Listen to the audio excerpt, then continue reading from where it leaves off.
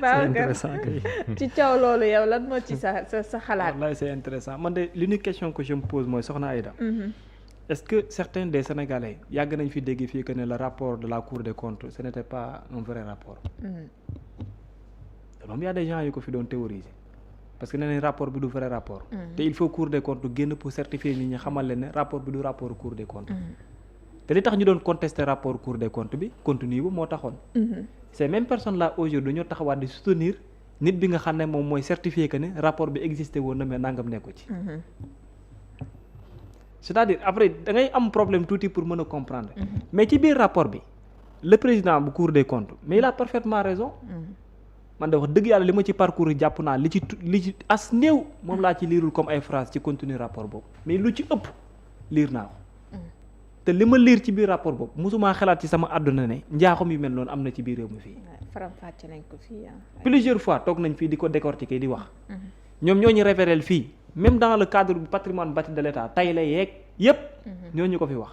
dem ba seen conclusion ca njeexital ba fa la ñuy limalee nañu ne detu réew mi nangam ak nangam ak nangam fii la toll.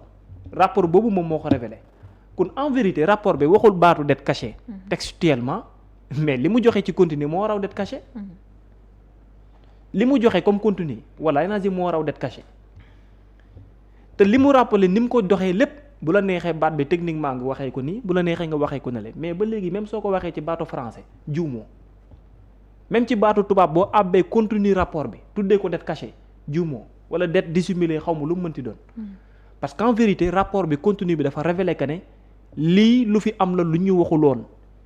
li ñuy waxoon ne nii la toll ko lii nii la toll en vérité. et les chiffres ont été maquillés. effectivement voilà les chiffres maquillés pourquoi chiffres maquillés ñu ko daan wax. très bien maanaam on a évolué dans l'expression. très bien dans l'expression kese moom moo am. te moom boo xoolee ni mu waxee aussi ci baatu expression yi moo am différence. mais ñoom baat di ñu utiliser même boo abbee synonyme bi sax dette cachée la lay envoyé. ça veut dire que mun nañ faa bañ a gis ne dette cachée la ñu wax. mais ñu tuddee ko neneen. tuddee ko neneen te bu fekkee ci wàllum synonyme la soo ko abbee ba ndëgg ni mënuloo juum ci wax ji. mais bu la neexee nga ne baat bi existe wu fa. léegi question bi nga war a posé wu mooy lan mooy pertinence su. xam nga moo lay gis loolu dafa mel ni en football. waaye les techniciens de football bu la waxee une frappe et un tir. am na différence. très bien mais le profane. frappe ak tir yëpp moom benn la ci mooy dóor na bal bi rek. très bien comprendre léegi technicien moo lay wax ne bii bu nekkee cadré neen ko lii la bu nekkee na comprendre nga après yooyu technicien yi la quoi. mais yow ci yow mi seetaan dans Sénégal lambda bi nii yow fi nga fay nekk toll léegi yow question bi nga war a posé wu ci wàllum pertinence mooy lan mooy pertinence bu Sénégal toll fii situation bi toll nii nga am ndombal tànk bu toll nii ñu jëlee la fa ngay génnaat di mener un débat bu toll nii. c'est-à-dire foofu rek nga mën a man loolu man moom sincèrement parlant ñi ñaa ngi wax mais man sama question man foofu la nekk lan mooy pertinence su defaat sortie boo xam ne dalay leer na day ramener waat sur la table un tel débat te nit ñi xam nañ ne en vérité contenu bi ngeen joxe yéen lii moo ci ne c'est-à-dire li ngeen wax moo raw sax phrase wala textuellement baatu dette cachée parce que contenu bi am na noo xamante ni noonu la meloon léegi nag après spéculation yi moom moo garaaw parce que fu mu toll nii da ngay mel ni ne sensation bi ngay am mooy sensation bi ngay am mooy wax naa ko fii le Sénégalais choisir benn nguur mu ñëw nguur gi xamal ñi ne ñun ñi Sénégalais yi choisir ñun lii mooy suñu position ci li ngeen di jox yaa ngi fàttaliku bi ñuy def presse bi. jour boobu kàddu yi président de la République te gars yi doon ko tàccu yu métti yi yaa ngi koy fàttaliku bi muy wax naan langage de vérité beeg gouvernement bu. xam nga moo boobu sax la ñu doon sentir naan problème commencé na am diggante moom Ousmane Sonko jour boobu noonu mu génn def sortie bi gaa ñi gën koo kiiwaat parce que moment boobu noonu la ñëwoon pour di appuyer ce fameux débat là ci par rapport ak dette cachée chiffres yeeg yeneen ak yeneen léegi ñu bëgg ñëwaat quelque temps après. vous avez fait le choix nous avons fait le choix de la vérité parce que vous avez élu des gens véridiques pour les avoir éprouvés. noonu la ko waxee maanaam que tànneef bi ngeen amal mooy nit ñoo xam ne ñu dëggu lañ moo tax ay kàddu dëgg kott lañ leen di wax. ñëwal li nga xam moom moo nekk see léegi quelque temps après des gens qui n'entendent pas changer au contact du pouvoir. voilà très bien maanaam du nguur moom mooy dund ci loo xam ne mën na soppi ñi ngeen choisir parce que ay nitu dëgg lañ kon dëgg rek lañ leen di wax ak lu mënti xew.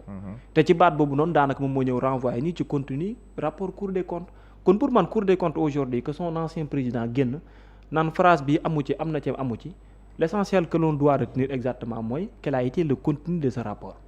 te contenu rapport boobu noonu en réalité moom moo révélé véritablement que ni am na dette yoo xam ne non seulement waxuñu ko woon mais am na également aussi empreinte yoo xamante ni siiwuloon mais am na également mbuuxum yoo xamante ni nit ñi yëguñu ko woon.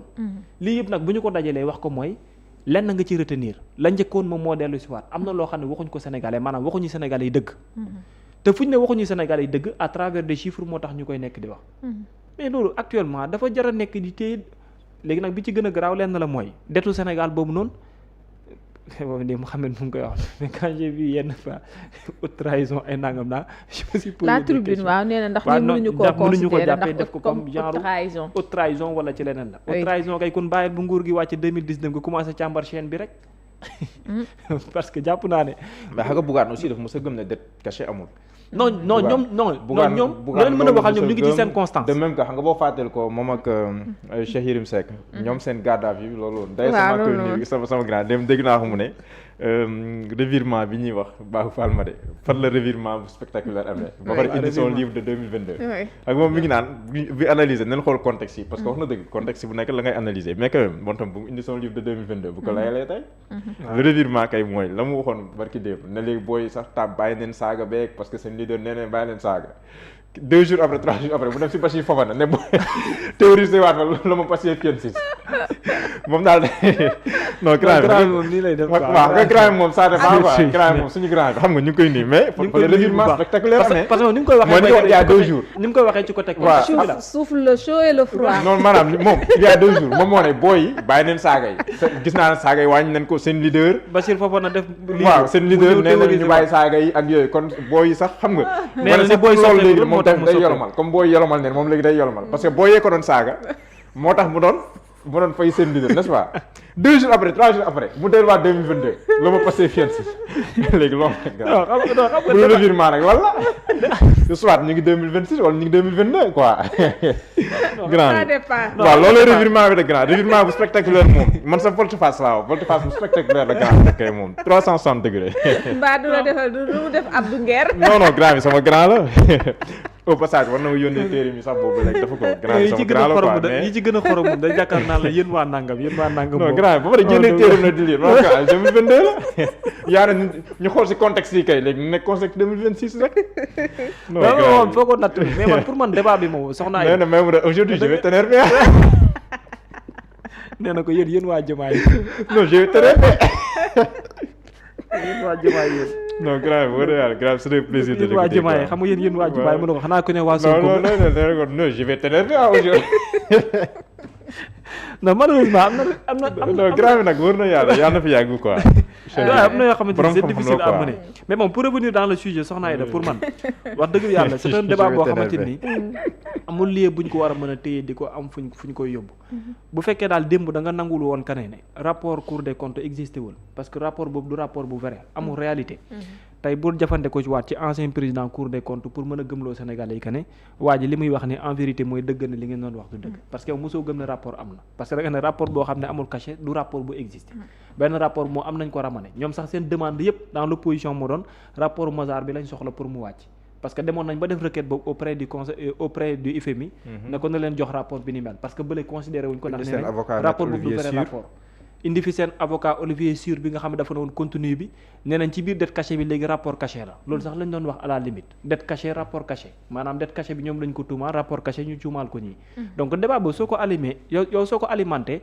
dem ba effacer rapport Cour des comptes gëmoo ko ne existé wul tey nga bëgg cee jëfandiku waat parce que ci la ñuy wax à la limite ça cause problème et le contenu de ce rapport moom kenn mënul wax ba mu wax le contraire parce que les Sénégalais ont assisté ci réalité yi nga xam ne moom la révélé ci secteur yëpp nag parce que rapport boobu kese moo fi ñëwagum wax ci patrimoine bâti wax ci ministère des finances wax ci ministère de l'économie wax ci ministère de l'éducation nationale wax ci amul benn ministère bu mu bàyyi daanaka direction yi moom waxaale wu ma ko beaucoup de direction yoo xam ne la fa xewoon te nit ñi xamuñu ko woon sax rapport boobu daanaka moo ko révélé ba ci empreinte yi nga xam ne ñoom def nañu ko ne empreinte nañ fii empreinte nañ fii da nga fàtte ne ci wàllum patrimoine bâti de daal ci la ñu waxee waxu tayle fii tayle bi koppar yi mu jur bañ ko jëlee yëpp dugal ko ci benn bërëb dañ koy génnee dafa am lu des nga ñu ni posé question la dugg lan moo tax lépp génnaatul ñu ne immeuble nangam moom lañ fi tayle ay yooyu noonu yëpp boo ko génnee après wax ne mooy en réalité waxuñu woon lan moo xew donc rapport su génnee wax loolu nag après ku ne mën nga léegi buñ ñu waxul li xew chiffre mag yeeg rapport dette cachée dissimulé lu ci mën a doon y a des choses qui ne disent pas leur nom. mooy que ne la doon nekkoon réalité bi audios bi lañu def voilà te loolu abbuñu woon. waaw det audios bi moo mujj. waaw mais xam nga tamit ce qui est frappant dans cette histoire mooy rapport yi boo si lire di nga xam ne càcc am na. waaye càcc day am mais sàcc du am. waaw càcc day am. waaw càcc waaye sàcc mais sàcc du am maanaam xam nga sàcc mooy fee bi. waaw waaw. léegi nag voleur càcc mais amul waaw voleur. sàcc bi mooy voleur bi. voilà moo tax ma ne càcc am na mais sàcc amul. te loolu li ko mënoon a mëne mooy yaayu vol parce que rapport boo si gis di nga xam ne lii am na ay trous yoo xam ne nii mais yu monstrueux yoo xam ne nii lu jafee comprendre la pourtant mais amul fenn fu ñuy dem ba jusqu'au bout ñu ne la diw mooy responsable nangam. mais lan moo waral mooy vol am na mais voleur amul. mais lan moo waral sax ci rapport bi kon lan mooy waral ci rapport bi ñu jël ko ne dañ koy jébbal PJF justice. wala dañ koy jébbal justice wala dañ koy jébbal ñeneen parce qu'en réalité contenu rapport bi li muy joxe ay manquements lay doon yoo xam ne dañuy jàpp ne dañoo war a situer les responsabilités. mais à la limite conclusion bi muy joxe mooy li ngay wax càcc am na waaye sàcc amul. léegi nag lii li muy yóbbee mooy après gis nga fiat 5 ans. régime mën na changer. ñu defaat le même exercice. parce que chaque changement de mandat wala après chaque mandat dañoo war a def lii norme la communautaire mais ñu gisaat même chose yi mais du am suite les mêmes choses di répété wu. di nga rapport yëpp génnagul rapport yi nga xam te ne ñoom ñoo dem seen direction yi ak yi di nga bu génnee di nga si dégg daanaka la nga doon dégg. mais après lan moo tax mbi woy di am parce que en réalité coow li mooy bëri au début mais à la fin du mujj fenn. gars yi bu ñëwee ku nekk di répété la même chose. finalement da ngay def benn pas ci kanam def fukk ci ginnaaw. et on n'avance pas et les ressources publiques kenn du ko sàmm. waaw di jox sensation sénégalais yi comme dañuy bëgg a layal li fi weesoon. pourtant jamono ji ñu ngi doon xaar justice def liggéeyam entre temps sax da nga doon gis ñu accusé ñoom ñoo engagé woon ay avocat gis nañu Olivier Sur maître Olivier Sur bu fi ñëwee di réclamer rapport Mazars bi ñoom itamit di raxas seen der si li nga xamante ni moom moo di dette cachée bi ni ñu ko tuddee donc Macky Sall doon wax ni les indicateurs verts la fi bàyyi woon donc moo tax ñoom ñu sukkandiku tey ci kàddu gi ne dañoo am ndam ci kàddu yooyu ñu leen waxaloon en tout cas Babacar Kébé waaw te maa ngi sànq si yéenekaay ñu naan 1400 milliards su ma juumul loo xamante ni ci dette intérieure bi la tey jii réew mi ñu war ko fay li gën a garaaw catastrophe bi nekk ci mooy dafa dul yem mais ñoom dañoo def cachet amu kay nañ ko fay léegi waaw parce que ñoom ci li ñuy wax 1400 milliards yi li tax muy dangereux mooy xam nga l'État du Sénégal dafay nekk en parfaite collaboration avec le secteur privé notamment dans le BTP ci construction yi mooy infrastructure et tout ñoom ñoo koy faral di gën a engagé ñoom bu ñu contracté dette État du Sénégal bu contracté ci ñoom maanaam signé ak ñoom contrat jox leen travail dafa am loo xam ne loolu la leen di fay bu gaañee jeexalee mu doog leen fay li nga xam moom moo des mais ñu bare ci ñoom parfois dañuy réaliser à 100% ces projets mais bu ñu ko jeexalee payoor gi war a am ci ñoom pour ñoom tamit ñu wàccoo ak ñeneen ñi sekkal État du Sénégal du honorer loolu lan la lay yóbbee mooy da ngay am dette bi nga xam moom nga yor déjà yow mu diis ci yow nga bëgg continuer di fonctionner donc ñaar mooy taxaw da ngay dem ba non seulement chantier dootul continuer parce que dafay am arrêt beneen bi ci teguwaat mooy sa entreprise ci jëm boobu moo dul doxati say employés du ñu fayee ko te risque bi foofu la nekk ñun ñëpp xam nañ secteur privé aujourd'hui lan la copté en terme d'emploi ak lan lay réaliser ci projet État du Sénégal yi c'est-à-dire doye boobu noonu su amee mooy foofu ngay amee crainte naan réellement est-ce que su boobaa levier yi nga xam ne moo war a mën parce que démb Cheikh Yérim maa ngi koy dégg mu koy wax mais wax na tamit lu am importance mooy en terme d'emploi ak en terme de réalisation secteur privé dafa am benn pàcc boo xam ne moom la téye am na non seulement noo koy indilee ay jafe-jafe mais da ngay naaj lépp dara dootul dox et à un certain moment on nous avait promis que ban mois la ñu waxoon mois de juin juillet je pense dañ promettroon le secteur privé dañ def seen kéem kàttan ba dette bi ñuy wax dans le BTP dina am loo xam ne lu ñuy éponger moom lay nekk ça on avait parlé de juin juillet bi ñu nekk nii way parce que moom dafa jàpp ne secteur privé bu amee problème état mooy am problème mu ne la woon mois de juin 2026 jëm juillet 2026 très bien dinañ def le tout ba am partie boo xam ne bu am importance dinañ ko éponger ci dette bi loolu mois de juin bii lañ waxoon jëm je pense que nag dañoo dem bay dugg ci xaaju juin bi te peut-être secteur privé bi gisul dara moo tax ñoom tam ñuy alerter dans ce sens là parce que léegi li ñu wax leer na da plus de 1400 milliards la ñu wax ba pare encore yenn projets yi dematul seen ay employés mënatuñu leen fay dégg nga leen ñu ngi wax que ne bu ñu weesoo mois de juin bi boobu moytul ñu bari ci ñoom défaut de paiement daf leen ciy fekk défaut de paiement suñ ko waxee mooy ku yor entreprise ba pare te mënatoo fay ñi ngay liggéeyal lan ngay def tëj et malheureusement yàlla bu ñu fa yegg su boobaa dafay catastrophique. parce que fii emploi yu bari ñu ko copté mooy dans le secteur privé là. et surtout dans le BTP. donc su doxul dafay xaw a doy waar. donc fii daal en tout cas fii la ñu toll. waaw te BTP moom suñ ko waxee quincaillerie yéeg lépp ngay bàyyi xel ñëpp. oui waaw lépp lay laal moo tax bàyyi xel la. voilà te yooyu yëpp tey. foofu la risque bi di nekk. waaw moo tax ñuy réclamer ñoom tey xaalis bi nga xamante ne état du nañ Sénégal leen dimbale wax nañ dëgg de. yoral nañ leen ko Babacar kon dañuy yëkkati. jërëjëf soxna Aïda waxtu wi jot na. jaajëfal nit ñi doon teewlu ñëpp di leen baalu àq te di leen baal àq di leen wax aljuma mubarak. waaw jërëjëf Babacar. ngi nuyu bu baax imam Babacar Sylla su ma juumulee. Babacar Sylla ànd sa am jikko yi. waaw ñu ngi koy nuyu bu baax a baax ñu ngi koy ziar bu baax di ko nuyu.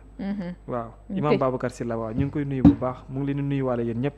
imaam ñu ngi lay nuyu ñu ngi koy nuyu bu baax temps yi combat bi jeex na de moom ak doom baayam Mass Sylla Mass maa ngi lay nuyu tamit. temps yi imaam jël na pause. nuyuwaale leen suñu xarit beneen imam bi. imam Khalifa Babacar Ndiaye. sama turandoo Khalifa Babacar Ndiaye borom Sacré-Cœur. maam nag keroog bi ñu déggantee ne amoon na lu déggaatuma la. borom Sacré-Cœur Mermoz. ñu ngi koy nuyu bu baax l'ami de Barthélémy Toye Diaz. ak Ousmane Sonko. Aïda léegi xaritam la de. xaritu Bart ak Ousmane la léegi de ñaar ay gars yi nañ lañ di xaritu Diomaye aussi. léegi xaritam la waaw. kenn daal la nekkul xaritam moom. kan. kenn daal la nekkul xaritam. kan imam. kan yow kenn daal la nekkul xaritam moom. mais sinon kese cité góor-góor gi. wala deuxième personnalité de l'état. ay gars yi lañ de. non nekkatul gars yi dafa àndul ak moom ci doxalin rek waaye ay xarit lañ. non nekkatul gars yi de. imaam daal fi mu ne ay misilam la yor. sama nga suñ grand ñu ngi koy nuyu bu baax imaam. imaam namm nañ la nag vraiment. non namm naa ko nag waaw. mu xabeet kon ngoon ni ngeen ñëw si banc public incha allah. waaw jërëjëf di xaw a jégal te yaram bi daa xawoon a fasu quoi mais ça arrive. donc à guddi incha allah. à guddi banc public. incha allah ce soir di ngeen am équipe banc public bi ak Birama dina ñëw Birama ngeen di réclamer ngoon dina ñëw. incha allah mooy star bi mooy star bi. donc di leen jaajëfal ñi àndoon nag ñu jaajëfal Aline Ba ak Abdoulaye Seck mi jàppoon ci technique bi. waaw. préparateur frigo bi ak boulanger bi pâtissier bi. mi ngi noonu kon jërë ngeen jëf Imaam. delloo naa la ziyaar bu baax a baax. jaa ngeen jëf jàmm ak jàmm waa imam. di teewlu imam. jaajëf.